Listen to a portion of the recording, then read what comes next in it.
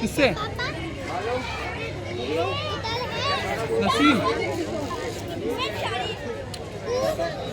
अरे ना उठा रही फोन मैंने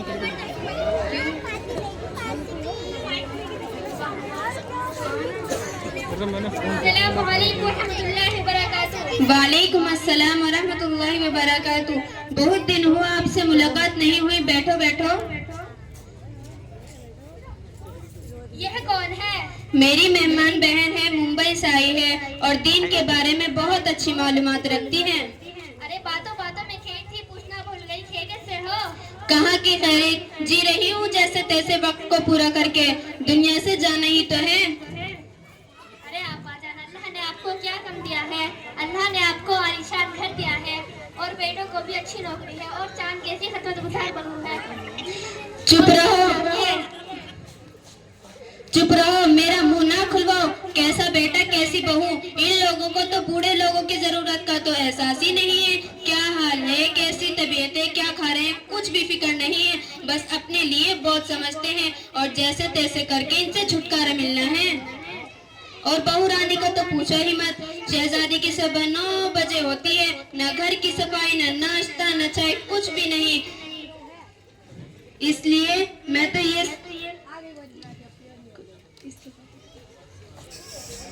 जब इसके मायके का कोई घर आता है तो नाटक शुरू हो जाता है, तो उनके पीछे पीछे लगी रहती है। और जब हमारे घर कोई आता है तो उनकी देखभाल में लगे ही नहीं रहती, बस नाटक शुरू हो जाता है।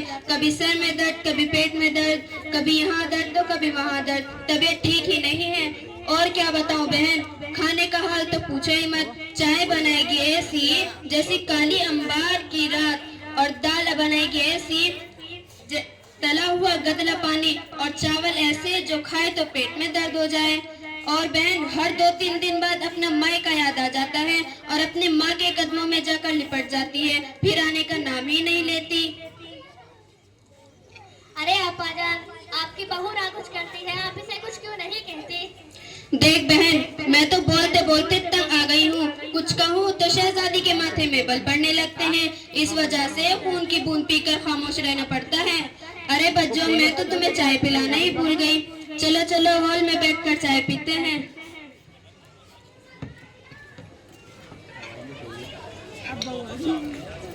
ये थी सास और सास की पड़ोसन सहेली, जो दिल खोल कर बहू की शिकायत कर रही थी। अल्लाह माफ फरमाए, कितनी बुरी हालत है। अब देखते हैं बहुओं को वो अपनी सासों की कितनी तारीफ करती है।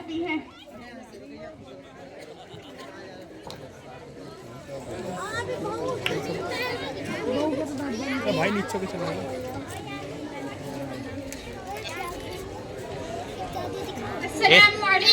वालेकुम अस्सलाम भाई। और बहन कैसी हो? क्या बताऊं बहन, ठीक भी हूँ और ठीक भी नहीं हूँ। अरे बहन, कैसी बैठी बातें कर रही हो? अरे बहन, जब तक सास का साया मुसल्लत है तब तक चैन कहाँ है। अरे सुमैया, तुम अपनी सास से इतनी परेशान क्यों हो? वो सास नहीं, परेशानियों का घर है।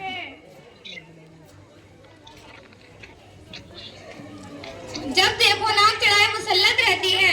मैं खाना खाऊं तो परेशानी, उठूं तो परेशानी, बैठूं तो परेशानी, कुछ बोलूं तो गुस्से में, कुछ ना बोलूं तो गुस्से में, हर काम पे नुक्ताचीनी। बस अल्लाह ही खैर करे ऐसी सास पे। मेरी छोड़ो, तुम अपनी सुनाओ। अरे बहन, मुझे तो जरा भी चैन नहीं है। मेरी तलाकशुदा नंद और उसके 3 बच्चों ने मेरा सर पका रखा है। मैं अपने नंद की खिदमत करूं, उसके बच्चों की खिदमत करूं और नखरे अलावा। ये अच्छा नहीं, वो अच्छा नहीं। डबल डबल खाना बनाना पड़ता है। अभी मैं नाश्ता बनाकर आई ही थी कि नंद और उसके बच्चों ने सारा साफ कर दिया। मैं तो ये सोचती हूँ ये परेशानी मेरे सर से कब जाएगी। ये कौन है? ये रुकैया आंटी है, मुंबई से आई है। दीन के बारे में बहुत अच्छी मालूमात रखती हैं, बहुत पढ़ी लिखी हैं। नहीं, अभी तो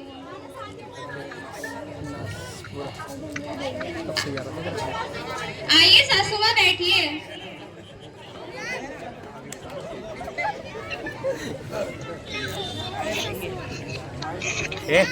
रुकैया, तुम अभी दोनों के साथ ही बैठी हो?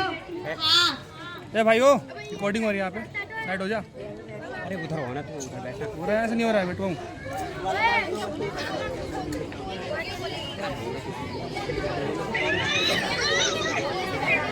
कोई बात नहीं, सुबह से घर में हूँ, देख रही हूँ हमारी जुबानों पर शिकवे शिकायत, दूसरों की गिबत बहुत ज्यादा हो गई है और जुबान की गुनाह तो हम कसरत से कर रहे हैं। अल्लाह ही हमें माफ फरमाए। और हम औरतों की बहुत बुरी आदत हो गई है, जहाँ दो चार जमा हो गई, दूसरों की चुगलियाँ, बुराइयाँ और हमारे तय देखता हिस्सा बन गई है और हमें अपने नुकसान का जरा भी अंदाजा नहीं है। सुबह आपा थी, अपनी पड़ोसन की बातों पर भी गौर किया और मैंने तुम लोगों की बातों पे भी गौर कर रही थी। ये सारी बातें गुफ्तगू की बात है। ग़ीबत क्यों होगी? जो हकीकत है वही कह रही हूँ, कुछ गलत तो नहीं कहा? अरे मेरी बहनों, सुनो तो सही। ग़ीबत कहते ही है कि ग़ीबत तुम जिसकी कर रही हो उसके पीठ पीछे बुराई बयान करना। अगर ऐसी बात कर रही हो तो वो बहतान है। दोनों सूरतों में गुनाह लाजिम है। ग़ीबत और बहतान बहुत बड़े गुनाह है। और क्या तुम अपने मुर्दार भाई का गोश्त खाना पसंद करोगी? क्या तुम्हें घिन नहीं आएगी? रसूलुल्लाह सल्लल्लाहु अलैहि वसल्लम ने फरमाया, लोगों के नाक के बल या मुंह के बल जुबान की बातें ही गिराएगी। ये गुनाह देखने में मामूली नजर आते हैं पर इसमें लज्जत बहुत है।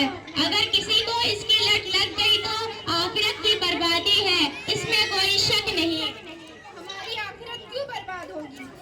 क्योंकि जब हम किसी की पीठ पीछे बुराई करेंगे तो कयामत के दिन हमारी नेकियां उसको देती जाएगी जिसकी हमने ग़ीबत की थी और हमारे नामे अमाल से नेकियां खाली हो जाएगी। और अगर उसका हक पूरा ना हुआ तो उसके गुनाह हम पे लाद दिए जाएंगे। रुकैया आंटी, अल्लाह आपको जज़ा खैर दे, आपने तो हमारी आंखों पे लगी पट्टी खोल दी। मैं वादा करती हूँ आज से किसी की पीठ पीछे बुराई नहीं करूँगी। रुकैया, तुम्हारा बहुत बहुत शुक्रिया कि तुमने हमें इतने बड़े गुनाह से बचाया, क्योंकि मैं तो इतने बड़े गुनाह को जुआन का चटकारा और वक्त गुजारी का टाइम पास समझ रही थी। आज से मैं भी वादा करती हूँ कि किसी की ग़ीबत नहीं करूँगी और न किसी के पीठ पीछे बुरा भला कहूँगी। सबसे पहले अल्लाह से तौबा करो, फिर उससे माफी मांगो जिसकी तुमने ग़ीबत की थी। सासू माँ, हमें माफ कर दो, मैंने आपकी पीठ पीछे बहुत बुराई की है। हाँ बेटा, मुझे भी माफ कर दो, मैंने भी तुम्हारे पीठ पीछे बहुत सी बुराइयां की हैं। आंटी, मुझे भी माफ कर दो, मैंने भी आपकी बहुत सी बुराई की है। माफ कर देना, मैंने भी तुम्हारी पीठ पीछे बहुत सी बुराइयां की हैं। अब तुम सब मुझसे पहले वादा करो कि किसी की पीठ पीछे बुराई नहीं करोगे। हम सब ये वादा करते हैं कि आज के बाद किसी की पीठ पीछे बुराई नहीं करेंगे।